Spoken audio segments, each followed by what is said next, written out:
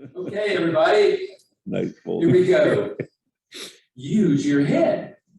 That's what we tell ourselves when facing a tricky problem or a difficult project. But a growing body of research indicates that we've got it exactly backwards. What we need to do, says our speaker, is think outside the brain. A host of extraneural resources, the feelings and movements of our bodies, the physical spaces in which we learn and work, and the minds of those around us can help us focus more intently, comprehend more deeply, and create more imaginatively. An acclaimed science writer, her work has appeared in New York Times Magazine and Scientific American. Her latest book, The Extended Mind, The Power of Thinking Outside the Brain, was selected by Amazon Editor's Pick for Best Nonfiction. She's a graduate of Yale and Columbia University Graduate School of Journalism, and her TED Talk was viewed by more than 2.6 million times. So let's have a mind-blowing welcome for Annie Murphy Hall. Hey,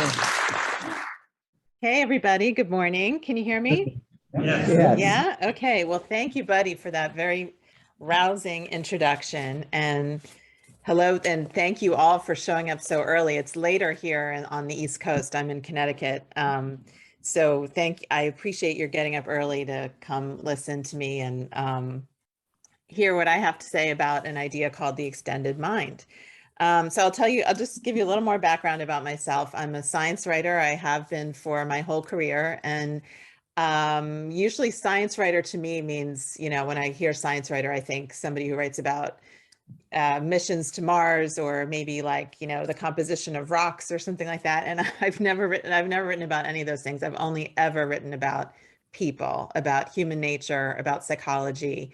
I'm especially interested in cognitive science, in the way that we think and learn. And that's been my specialty as a journalist for the last few years in particular.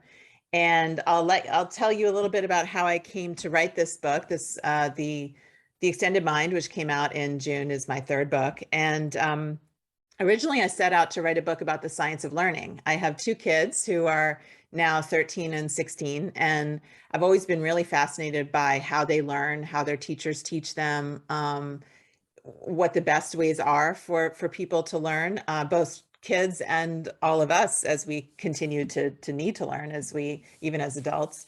And so I started collecting, as I do, gathering wool in terms of different research findings that seemed interesting to me in terms of the science of learning. And I found myself drawn to several areas of research in cognitive science that were a little bit on the, I wouldn't say on the fringe, but just a little bit outside really traditional, conventional cognitive science. And what I'm talking about are areas of research like embodied cognition, the idea that the body actually participates in our thinking processes, and situated cognition, the idea that where we are actually affects the way we think.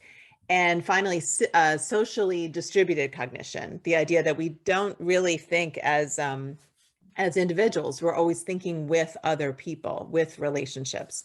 And these areas of research were really intriguing to me, really surprising and interesting.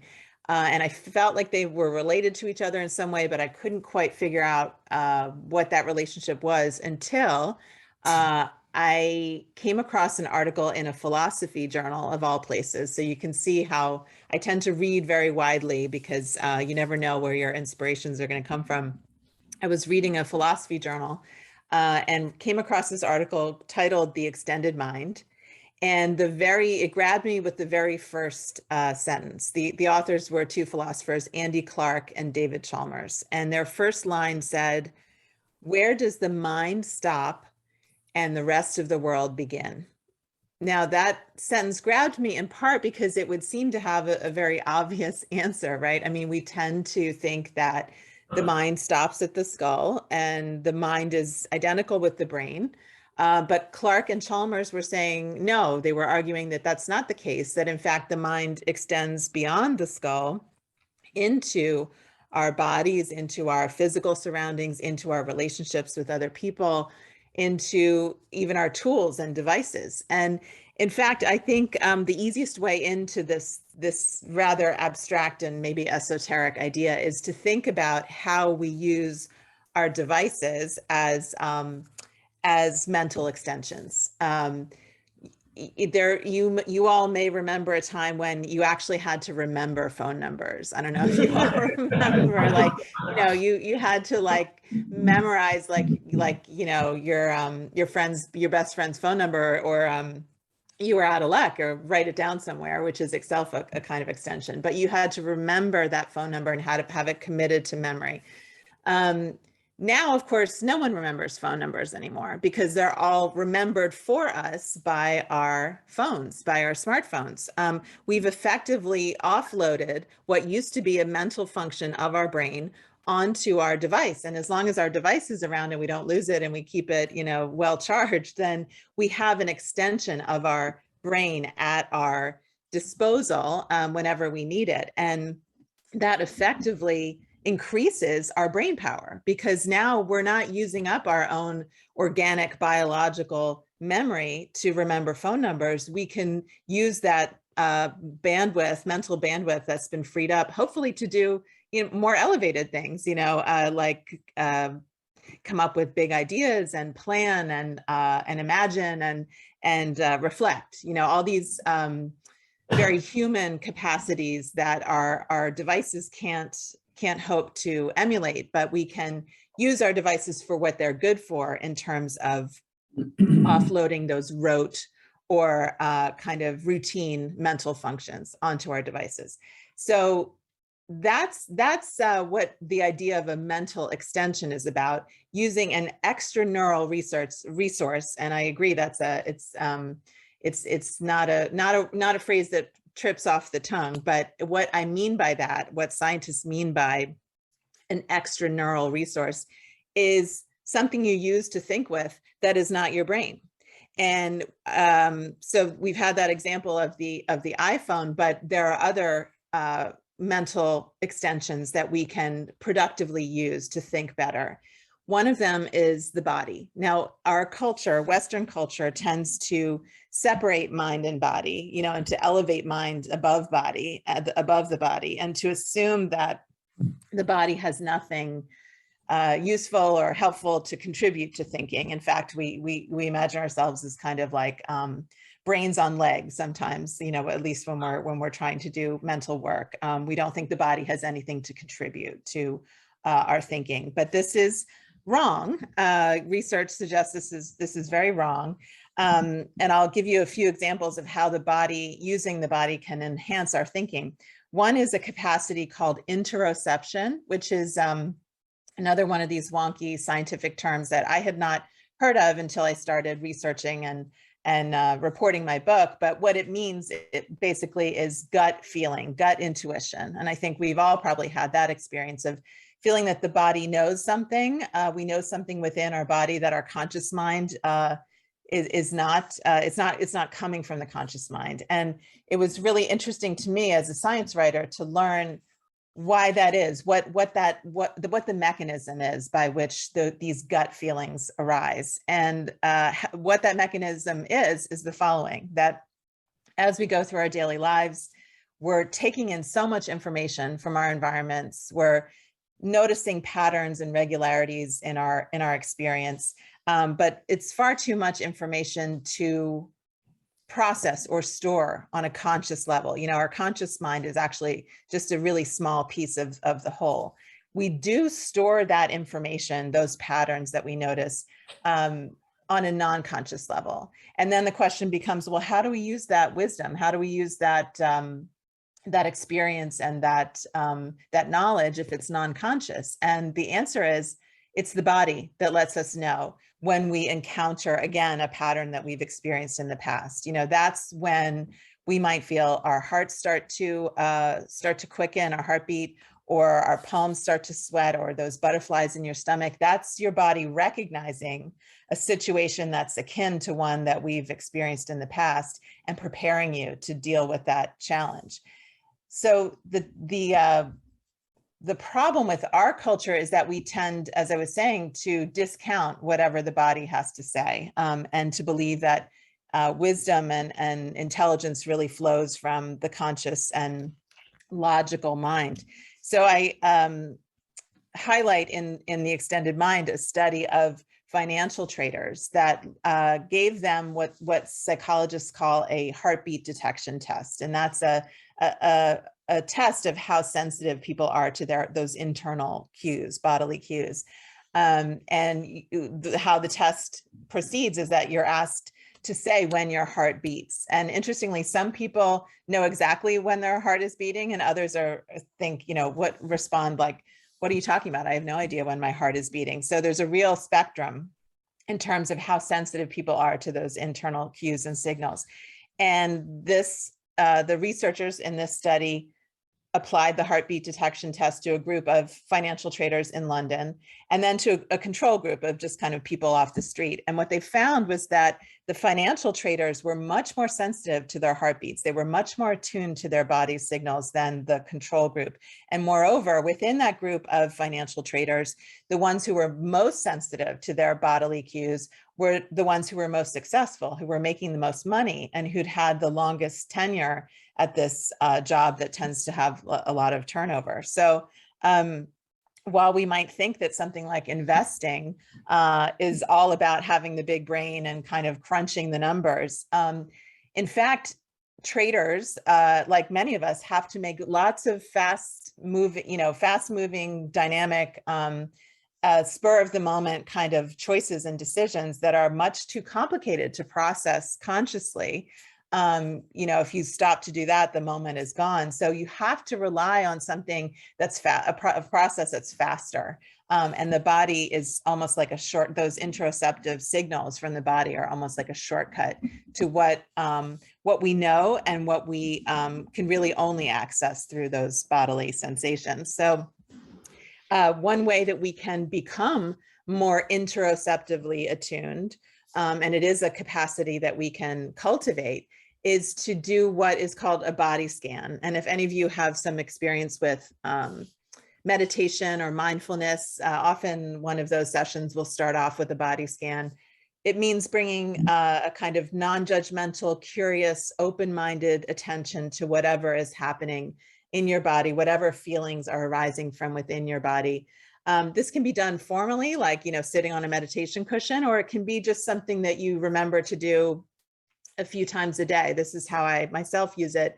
What I find is that we're bombarded with external stimuli all the time, all day. If it's not our email boxes, it's, what we turn to on social media. There's just so much coming at us from the external world that we can forget that there's an internal world as well. And there's always this constant flow of internal sensations and cues that is always there for us to tune into if we make that choice, if we make that the time to do that. And when we do that, we're tuning into this source of wisdom that we actually always possess, but don't always pay attention to.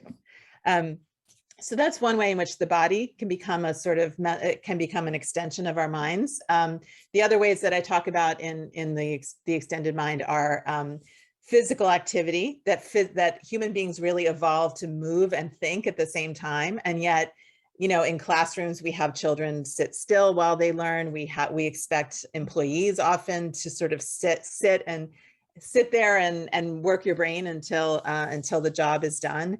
But it's actually, we can think of movement of the body as a kind of mental extension, because movement actually makes our thinking processes more acute, more sharper, and more alert. When we sit down, we're giving our bodies the signal that it's time to rest. It's time to sort of dial down all those mental processes, because this is a time of rest. But we actually want to be giving our bodies the message that this is, rise to the task and be energized and be alert. So the more that we can bring movement into our workday, not save it for like a workout after work, which is, again, a sort of symptom of how we tend to separate mind and body, the more we can incorporate movement into our work days, the better our thinking will be. The final thing I talk about in terms of using the body as an extension is gesture. And gesture is really a remarkable capacity of human beings that we don't think about it very much. When we do think about it, we may imagine it as being just about communicating with other people. But in fact, our gestures are a part of our own thinking loop. What's always so striking to me about the research on gesture is that our most cutting edge, our most advanced ideas often turn up first in the movements of our hands, even as we're just being able to put words to an idea. It's already it's already there. It's already being expressed in our hands. And in fact, when people are restrained from gesturing, they think less cogently, they speak less fluidly, they're less able to explain complicated concepts or come up with solutions to problems. So we actually want to give ourselves license to gesture as much as possible, to pay attention to other people's gestures, because they carry so much information about what that person is thinking. So moving on to the second mental extension that I take up in the book, which is physical space. I mentioned about how I loved learning about the scientific explanation for why gut feelings arise. And the same kind of process happened when I was learning about why it is that we feel good in nature, why we feel restful, why we feel restored after being in nature.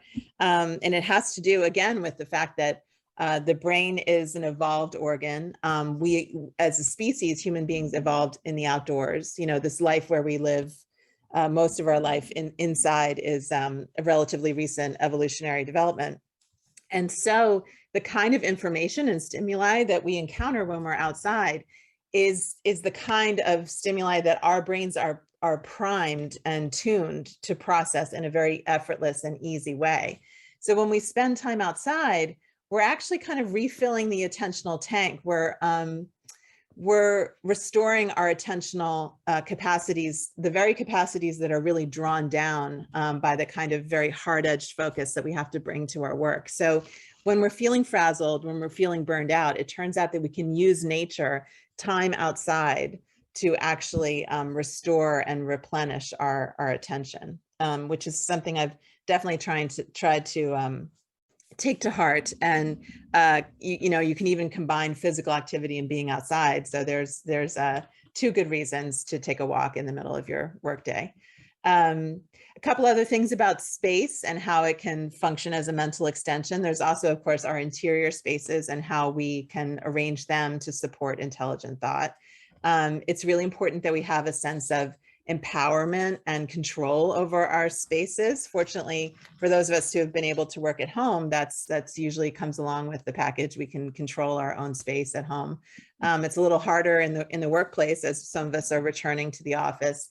Lots of us are now in a situation where it's a hybrid arrangement, so we don't have a designated or dedicated desk or office. So one way to increase that feeling of empowerment and belonging in our spaces is to always have a few what researchers call evocative objects in our space that we can see, that are in our field of vision as we work, that remind us of who we are, what our identity is, what our role in that particular place is, and also cues of belonging, cues that remind us that we belong to a valued group, maybe this group in particular. Maybe you guys have a memento of this group that you can display in your workspace. But seeing those kinds of evocative objects around us that really can prime us for the best work that we're possible of, the best kind of, the best thinking that we can do. I talk also in the extended mind about what I call the space of ideas, which just means that it's very useful to get ideas and information out of our heads and onto physical space, whether that's a bunch of Post-it notes or a big whiteboard or even a multi-monitor computer setup. Because when we put our ideas out there, we don't keep them in our heads, but we put them out there in physical space, we can relate to them in a different and more effective way. We can manipulate our ideas and pieces of information and move them around like with Post-it notes, and we can treat them like a three-dimensional landscape and actually kind of navigate with our body, you know, back and forth and in and out, and thereby take advantage of all these embodied resources that we have, like spatial memory. We remember that this is over here and that's over there. You know, all these embodied resources that remain dormant when we keep our thoughts and ideas inside our heads. So finally, I'll just touch on this idea of thinking with relationships, thinking with other people. You know, just as our culture separates mind and body, we also tend to separate social life on the one hand from mental or intellectual life on the other, and act as if they're separate and maybe even opposed. You know, for example, we tell kids it's okay to chatter, you know, on the playground or at lunch, but then when you come into class, you need to be serious and not talk to your neighbor, you know. And I think we carry some of that into our workplace. We have happy hours after work, but when we're working, we're supposed to be kind of bearing down, not you know, talking too much at the water cooler. So, but this again is a kind of misapprehension of our nature as human beings, because the reason we have our big brains, our big human brains, was really evolutionary biologists think to handle the complexities of social life. We have these really powerful social brains that don't turn off, you know, just because we're working or we're in the office or we're in the classroom. And then the challenge becomes, how do we leverage our social brains in the service of learning and working? And so I write in the book about bringing social activities into the workplace, things like storytelling and arguing and debating with one another and teaching one another. We all know that the best way to learn something yourself is to really thoroughly is to teach it to someone else. So bringing these social activities into our thinking processes, those activate cognitive processes that would be dormant if we were just, you know, sitting there by ourselves thinking alone. So finally, there's the question of thinking with a group of people, which I think is increasingly necessary when you think about the complexity of our world and its problems, when you think about how much information there is and knowledge there is to absorb, when you think about how specialized expertise has become. It's really no longer the case that one single brain can solve the problems or come up with the ideas that our world needs.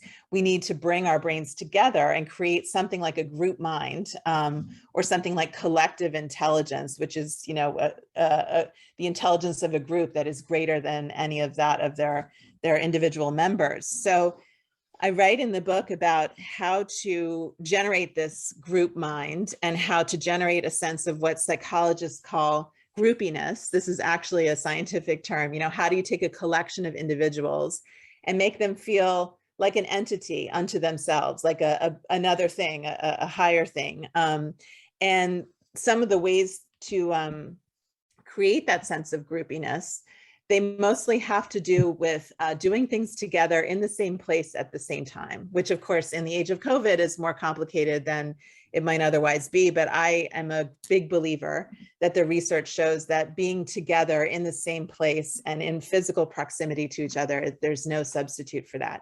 So things like learning and training together, if you're going to be working together, or having meaningful and emotional experiences together, that bonds people together in a way that allows them to collaborate and cooperate more easily.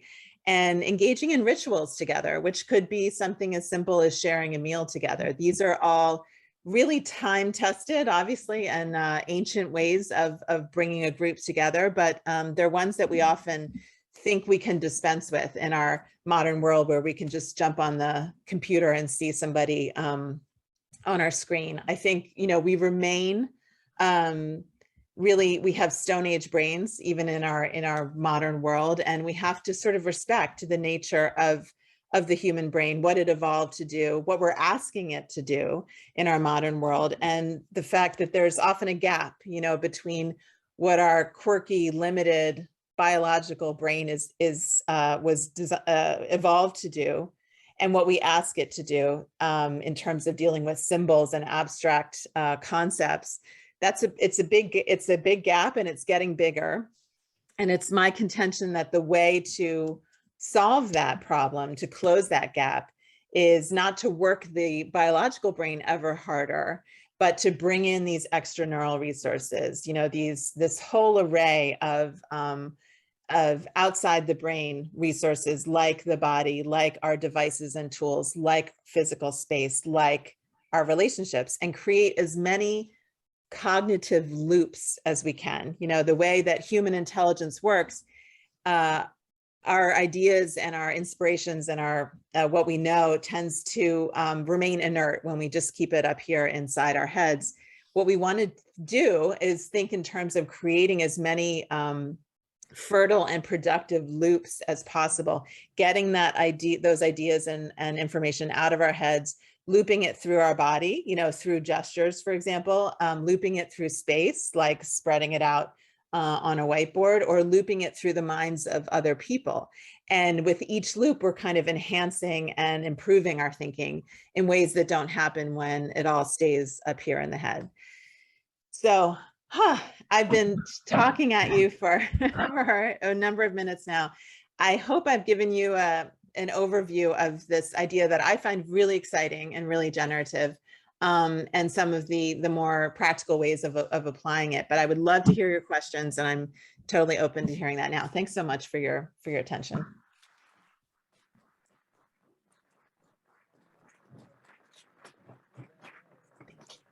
They're lining up. They're lining up in the back of the room. Brace yourself. Okay. Thanks so much for that great talk. Let's start with Mike Edwards, please. Thank you very much for your presentation. I see a fine line between using the extraneural assistance for your brain and thinking. It seems sometimes if you depend, there seems to not be a finite amount of information that you can get into and out of your brain. But the line between using too much help and you fail to keep learning, do you diminish your ability to continue? But I do see the need for the extraneural systems. And there's like recent talks about the latest generation of fighter planes and the pilots. They're too complicated for a human to operate. They cannot operate with certain. So the difference between using help and not using help to continue exercising your brain. And then the second part is, how do you turn your brain off? Because sometimes you don't sleep because you keep thinking of the same project over and over and over again. Maybe that's my own mental illness. If it is, it's certainly a common one. I'll address the first question first, which is a really, really good point, that there is a danger when we start to outsource too much of what were our own mental functions to other resources like technology, for example. There's the danger that those our own native skills that we otherwise would possess can atrophy. And I think we see this, just to give you a simple example, many of us have become so reliant on GPS that we barely know how to get around, without GPS, whereas we might have, and there's actually some evidence that there can be a kind of atrophying of the areas of the brain that are concerned with navigation when we rely too much on an external resource like that. So I think my answer to that would be that we need to be really intentional and thinking very carefully about how we extend our mind and making choices about, okay, this is what I want to delegate to my device. This is an ability that I want to keep for myself, and therefore I need to practice it and keep it an everyday part of my life and keep it sharp. The other piece of that is that you will often hear from people in education, well, students don't need to learn any facts anymore because they can Google everything in a second, right? And there's a real fallacy to that idea as well, and the way I talk about it is to compare it to, say you had a device that allowed you to look up instantaneously to translate each word that you needed in a foreign language. Now, that would be a useful device to have in a foreign country, something that could sort of translate for you word by word. But would having that device mean that you were fluent in that language? No, that would be, to be truly fluent in a language, you need to commit an awful lot of vocabulary and grammar and all those aspects of language. You need to store that on, the original hard drive, which is your brain. So I think we need to make really conscious choices about what we can delegate to our devices and to other resources and what we want to keep in our own brains. And then as to your question about turning off the brain, I really wish I knew. I really wish I knew. That one we'll keep working on, right? Because I don't think there's a solution yet. Thanks for your question. Hey, Brian, hang on a sec. We're going to go to a question on Zoom. Jim Margraf, hello. Would you like to ask your question? Great. Thanks, Jamie. Annie, wonderful presentation today. Great book. Read it in the past week. I've already shared it with team members on my company and outside my company. Have been thinking about thinking and learning, and created a number of companies to address this before. And right now doing one that connects, it addresses human connection between people and facilitates this using a number of principles that you've outlined. So we'd love to just be able to speak to you offline on this. Sure. So I'll connect through Buddy. Congratulations and thanks for your work. It's just tremendous. Oh, thanks. Yeah, I'm putting my, for anyone who wants to get in touch with me, I'm putting my email in the chat here. AnnieMurphyPaul@gmail.com. Great. Thanks Thank so you. much. Thanks so much, Jim. Great work. Ryan. Yes, Annie, you spoke to me, at least, in a very positive, complimentary sense of this idea of a group thinking.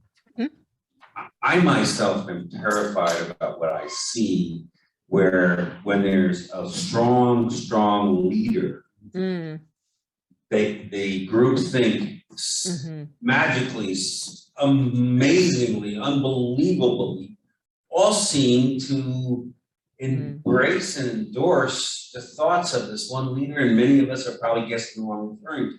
Now, by contrast, let me just tell you what I think about Rotary. Rotary has a simple value, service above self, but then we foster independence of all the thousands of programs. So where the group contributes. So I see two extremes there. Could you comment on groupthink, because it seems pretty dangerous? Yes, and you're so right that is the downside of the group mind, and it's a kind of it's a double-edged sword that we need to deal with, because as I was saying, I really do believe that individual thinking is not going to, in many instances, is not going to do the job. We need to think with other people, but there is that dark side that comes along with it, that can come along with it, wherein we're not getting the benefit of each of the contributors to the group mind, but really we're just getting one mind that becomes, the dominant force, and everyone else goes along. So you may find it interesting to hear about the research on collective intelligence, what makes for an intelligent group. And interestingly, there are effectively group IQ tests that test the that are akin to an individual IQ test, but that test the collective intelligence of a group. And groups, as we could probably guess, vary widely in how intelligent they are, in terms of how well they work together and how intelligent the solutions that they come up with are. And researchers on collective intelligence have found that there are three factors that determine how collectively intelligent a group is. One is how equally distributed talking time is. Groups that have one leader that dominates tend to be less intelligent. The second is groups that have members that are psychologically attuned and sensitive to each other tend to be more collectively intelligent, because they're listening to each other, they're attending to each other, they're picking up on nonverbal cues, things like that. And the third one is the number of women in the group, and which I think we can kind of tie back to those first two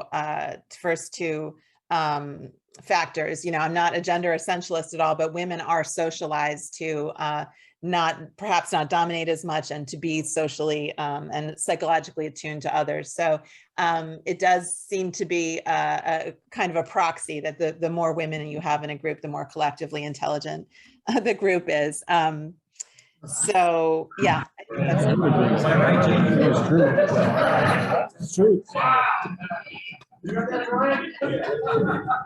think that's just there.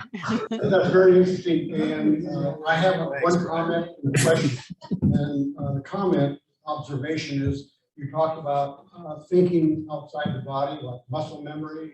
Yeah. Of things like Steph Curry out here on the West Coast, you know, when he plays basketball, he doesn't think, it seems to be muscle memory. But the question I have is, we've gotten so technologically dependent that over the years, when I've trained new people in business, that they have difficulty in communicating with each other on a one-on-one basis. They depend so much on their electronics to communicate, but when they get to one-on-one situations, they seem to be mental cripples, so to speak. And I wonder if you could address that. Sure. Yeah, I think this speaks to the atrophying kind of phenomenon that I was mentioning earlier. And I speak to a lot of schools and a lot of organizations that work with young people, and I'm hearing this a lot of concern about how kids in particular, but all of us, have become so reliant, especially during the pandemic, on our on computer mediated communication that it can actually feel kind of uncomfortable to look somebody in the eye or to be in the physical presence of another person. And as I said earlier, my reading of the research has completely convinced me that there's no substitute for in-person interaction, for the richness of the signals that we exchange with each other when we are in person, and as convenient and as essential as these video platforms and other forms of computer mediated communication have been.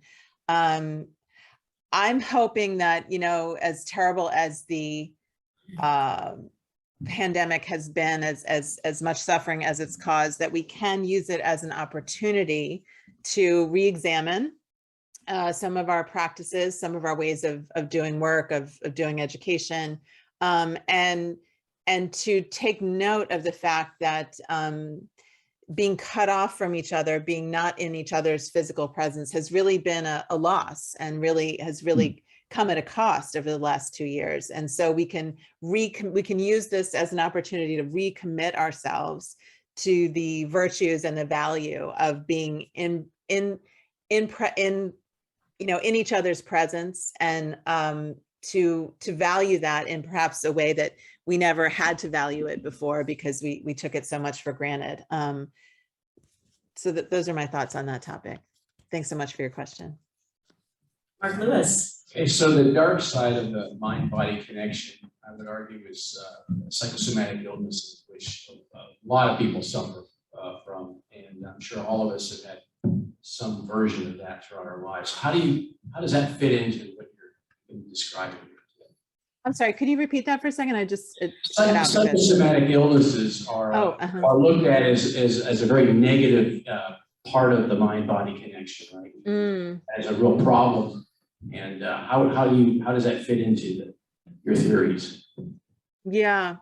Well, the extended mind is really pushing back against a very powerful cultural narrative, which is that mind, as we've been saying, is separate from body, and mind is somehow elevated above body, and the body is dumb and irrational and unruly and in need of subjugation and suppression. And unfortunately, that notion has really dominated our medical professions, along with the rest of our culture. And so we tend to, not remember or keep in mind that the brain and the body are completely intertwined, that the body affects the brain and vice versa. And so we treat illnesses that originate in the mind, we treat them differently, as if they're not quite real, you know.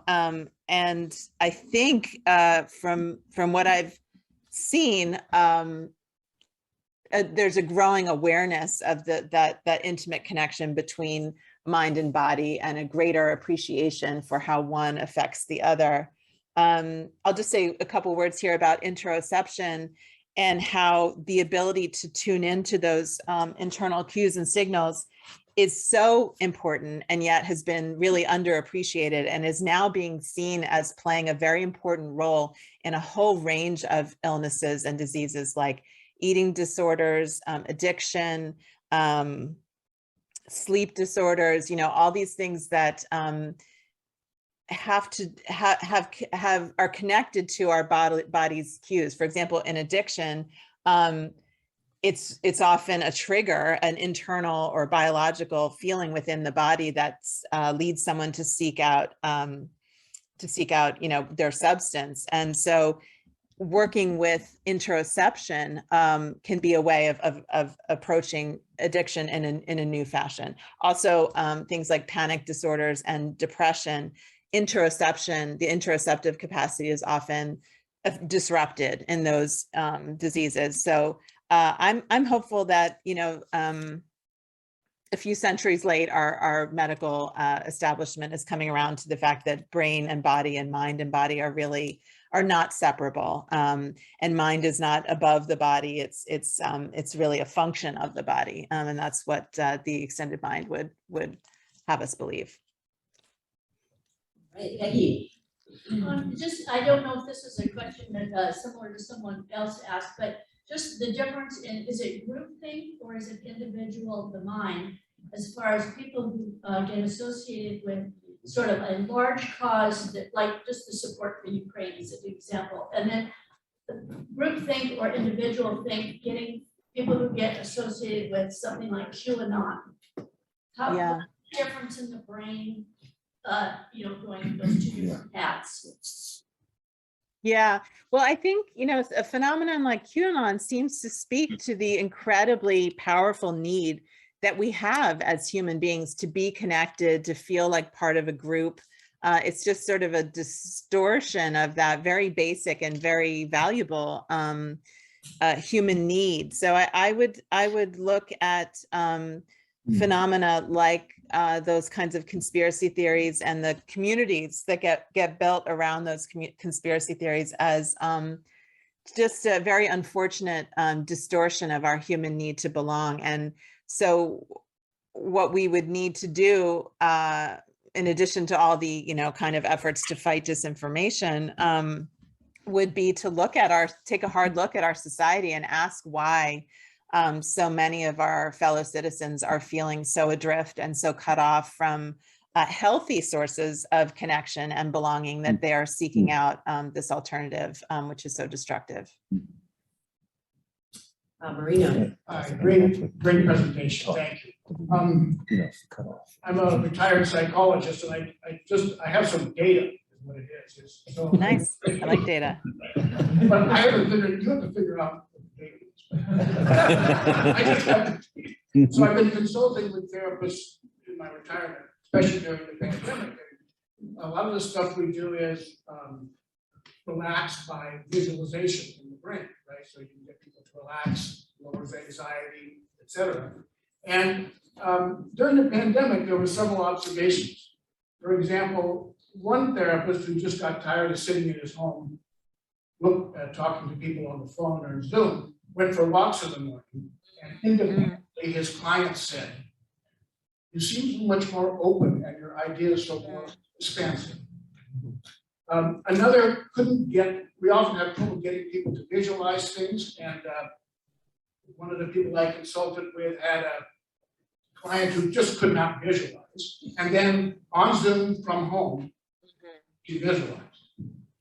And when we looked at the situation, she was standing at a window with a breeze in her face, and she could visualize the ocean, which was her happy place.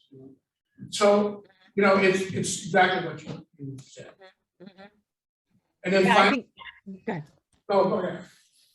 I thought. No, I was just going to comment that that really speaks to the importance of context. And that's very much a lesson of the extended mind, is that we have this notion that the brain is like a computer and it should be able to operate in the same way in any setting, you know, under any conditions. But the human brain isn't like that. It's actually exquisitely sensitive to context. And that might be the context of how our body is feeling, or where we are and what we're looking at, or who we're with, you know, and all of those things really matter for how well we think. I love your example about the therapist walking and talking with their patient, because there's really strong evidence that synchronous movement, so when we're moving in the same way at the same time as another person, and that could just be walking alongside them, because humans tend to fall into a synchronous rhythm when they walk together, that promotes this sense of this person and I are not so different. This person and I are almost like we're kind of one, you know, it blurs the usual boundary between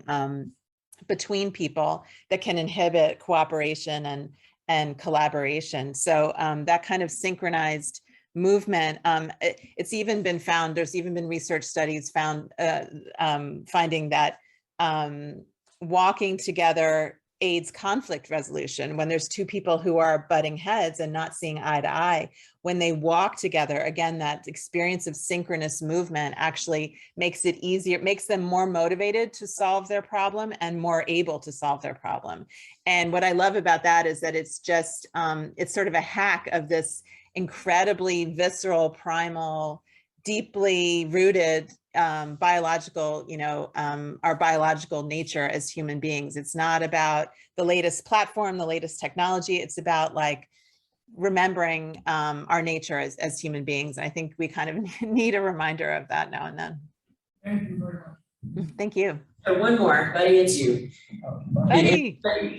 And thank you so much. I had high expectations and you kind of leapt over them. So thank you so much. I have an announcement and a question. Announcement is, folks, I was chatting with Jim Margraf here, and we're going to build, create, and then our next Rotary project is going to put an exercise desk in every child schoolroom throughout the nation. So I love that. Exercise desk. So that's it. But the question is, do you see this alluding at all to your previous work on what happens in the womb, right? All related, right? To begin there, because we're taking in external factors, is that all related, which is, and I encourage everyone to see the TED Talks. You get 2.6 million and one viewers. Yeah, thank you, Buddy. Yeah, so Buddy's referring to an earlier book of mine called Origins, which looked at the science of prenatal influences. And that was really what journalists call me search, because I was actually pregnant while I was researching and reporting that book. And I think it is related to the extended mind in this sense that I've always been interested in this question of what makes us the way we are, you know, what are the influences that make us the way we are? And I've never found the traditional answers to that question to be particularly satisfying. So I've looked for other kinds of explanations. And it seemed to me that in the whole nurture nature debate, we were leaving something out. You know, we focus on that moment of conception when the DNA blueprint of the individual is laid down. And then we focus on the moment of birth when nurture kicks in, when we start parenting that baby. But in between there, we have a very consequential 9-month period where the fetus is taking in messages from the outside world through the body of the mother in terms of what she eats and what she feels, and preparing itself accordingly for the kind of world that it is, it believes it will be entering. And that has all kinds of implications for health and disease later in life. But I think it's connected to the extended mind in that I really think we are creatures of our environments. We are creatures of the world. We're not, there's nothing fixed or innate or essential about who we are. We're this dynamic process of filtering the world through our own particular sensibility. And that's always made much more sense to me than imagining ourselves as sort of sealed bubbles, you know, just fixed in one place or one way. So, thank you, Buddy, for bringing up that previous book of mine and making that connection, because I do really, again, see the common thread being this idea that we are creatures of the world. And that means that improving ourselves, thinking better or behaving better means improving our world. You know, that's something I really believe.